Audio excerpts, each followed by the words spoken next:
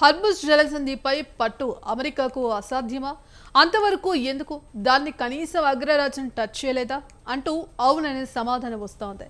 చమురు సంక్షోభం నుంచి బయటపడాలంటే హర్ముజ్ స్వాధీనానికి యుద్ధ నౌకలు పంపాలంటూ పిలుపునిచ్చిన ట్రంప్ అటు నుంచి సానుకూల స్పందన రాకపోవడంతో ఊరికే స్పందన చూసేందుకే అలా అన్నాలంటూ తేల్చేశారు. అయితే వాస్తవానికి హర్ముజ్ జలసంధి స్వాధీనం ఎందుకు అసాధ్యం?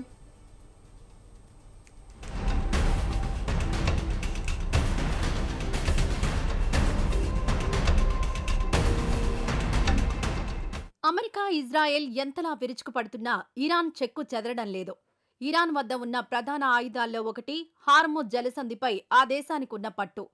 ప్రపంచ చమురు రవాణాకు ఆయువు పట్టు లాంటి ఈ ప్రాంతాన్ని ఇరాన్ శాసిస్తోందనడంలో అతిశయోక్తి లేదు.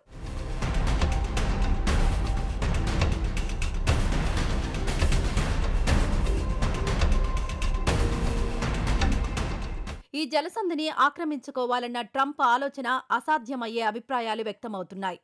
ప్రపంచ దేశాలు యుద్ధ నౌకలను పంపాలంటూ ట్రంప్ పిలుపునిచ్చినా అందుకు ఎవరూ ముందుకు రాలేదు. దాంతో తన మాటను తానే వెనక్కి తీసుకున్నారు ట్రంప్.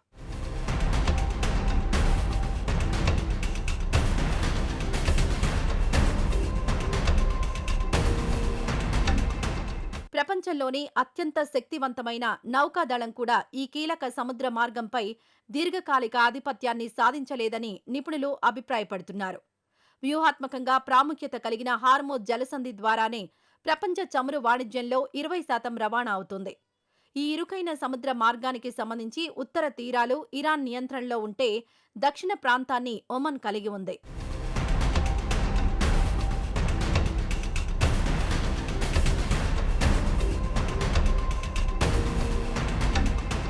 ఈ జలసంధి అత్యంత ఇరుకైన చోట 34 కిలోమీటర్ల వెడల్పు మాత్రమే ఉంటుంది.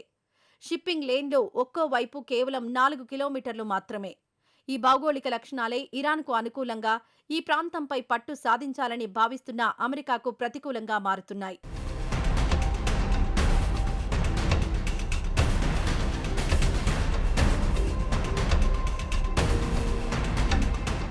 ఎందుకంటే నిరంతర ముప్పుల నుంచి సురక్షితమైన సరిహద్దును రక్షించడం అసాధ్యం చేస్తాయి.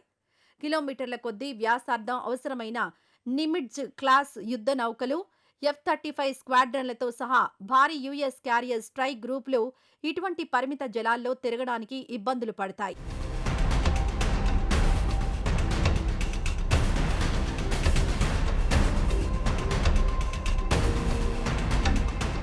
ఇరాన్ తీరంలోని ఎత్తైన భూభాగాల నుంచి ట్రక్కులపై మోహరించిన ఖలీజ్ ఫార్స్ బాలిస్టిక్ క్షిపణులు దాడులు చేసే వీలుంది. ఖలీజ్ ఫోర్స్ బాలిస్టిక్ క్షిపణుల పరిధి ఏకంగా 300 కిలోమీటర్లు. దాంతో యుఎస్ నౌకాదళ గన్లు, క్యారియర్ విమానాలు స్పందించేలోపే ఖలీజ్ లాంటి ఇరాన్ క్షిపణులు విరుచుకుపడి విధ్వంసం సృష్టిస్తాయి. ఇక తక్కువ ఖర్చుతో దాడులను నిరోధించడానికి ఇరాన్కు మైన్లు ప్రధాన ఆయుధంగా నిలుస్తున్నాయి.